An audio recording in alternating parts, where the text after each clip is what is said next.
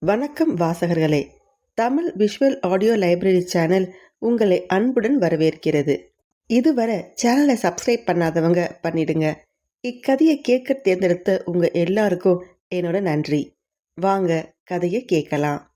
கதையின் பெயர் noodles divorce. நான் தாங்க திவ்யா. என்ன திவ்யா, மழையில நினைச்சிட்டியா? இன்னைக்கு லாயரை பார்க்க போனியா?